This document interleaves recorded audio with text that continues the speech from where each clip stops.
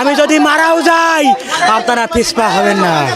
আপনারা এই আন্দোলনকে সারা বাংলাদেশে 32 জনের মৃত্যুর খবর পাওয়া গেছে। এ বিষয়ে আরও বিস্তারিত জানতে চলুন আমরা ভিডিও স্ক্রিনে চলে যাই, সেখানে বিস্তারিত দেখে আসি। আমি যদি মারাও যাই আপনারা পিছপা হবেন না। আপনারা এই আন্দোলনকে সফল করেই ছাড়বেন। আমি আবারও বলতে চাই, আমি টিয়ার সেল খেয়েও ক্যান্সার হয়নি। আপনারা যারা সুস্থ আছেন আপনারা পিছপা হবেন না।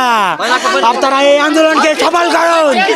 পাশাপাশি আমি সমগ্র বাংলাদেশ সকল আপামার জনতাকে অনুরোধ করব, আপনারা এখনো যারা আপনাদের সন্তানদেরকে ঘরে আটকে রেখেছেন আপনারা দয়া করে তাদেরকে ছেড়ে দিন। এই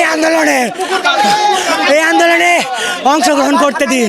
মনে রাখবেন, আমরা যদি এই আন্দোলনে ব্যর্থ হই আগামীর বাংলাদেশ ব্যর্থ হবে। আপনারা ভাববেন না আমরা যদি ব্যর্থ হই সব কিছু ঠিকঠাক হয়ে যাবে। আমরা যদি আজ থেমে যাই, এই আন্দোলন যদি থেমে যায়, বাংলাদেশের স্বাধীনতা সার্বভৌমত্ব সব কিছু আমরা হারিয়ে ফেলবো। কাজেই আমাদের এখন আর কোনো দাবি নাই।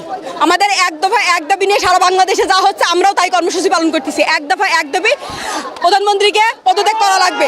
পদত্যাগ ছাড়া আমরা আর কোনো কিছু চাই না। কারণ আমরা সংলাপের সুযোগ দিচ্ছি অনেক আগে। 18 তারিখ থেকে শুরু করে যে পরিমাণ গণহত্যা গুম চলাইছে, এরপরে আর আমাদের কোনো রাস্তা নেই। আমাদের পিঠ দেয়ালে ঠিক গিয়েছে। যখন আমরা সংলাপের সুযোগ দিছি তখন সাধারণ স্টুডেন্টরা ছিল, সবাই সাধারণ স্টুডেন্ট ছাড়া কেউ ছিল না। সেইখানে মাইক দেওয়া হয়েছে, গুম করা হয়েছে, তাদের বাপ মাকে তুলে নিয়ে যা হয়রানি করা হয়েছে, সব ধরনের প্রস্তুতি তারা নিয়ে করেছে।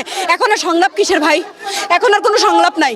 আমরা একটাই দাবি, একটাই সবার এক দফা একই দাবি, আপনি পদত্যাগ করেন। কারণ শেখ হাসিনার পদত্যাগ ছিল। আমাদের পুলিশ আমাদের উপরে সন্ত্রাস বাহিনী আমাদের গ্যাস সরছে, আমাদের চোখে আমরা কোনো বিশৃঙ্খলা সৃষ্টি করে নাই। ওরা নিজেরাই আমাদের উপরে নিক্ষেপ করছে। পুলিশটা হিজলা আরে ছাত্রলীগ, আচ্ছা ভাই আমাদের উপরে ছাত্রলীগ, পুলিশ লীগ, যত লীগ আছে ভাই সম্পূর্ণ আমাদের উপর অত্যাচার করছে ভাই। বিনি কাজে আমাদের চোখে মুখে গ্যাস ছাড়ছে। আমাদের অবস্থা দেখেন কি হয়েছে। আমাদের 3-4 ভাই আহত হয়েছে। প্রিয় দর্শক, আশা করি পুরো ভিডিওটি দেখেছেন এবং বুঝতে পারছেন যে বাংলাদেশের বর্তমান অবস্থান নিয়ে কিন্তু খুবই কঠিন একটি পরিবেশ তৈরি হয়েছে। আজকে কিন্তু অনেক শিক্ষার্থী আহত হয়েছে, প্রায় 32 জনের মতো মৃত্যুর খবর আমাদের হাতে এসেছে। প্রিয় দর্শক, এই বিষয়গুলো নিয়ে আপনাদের মূল্যবান মতামত জানাবেন।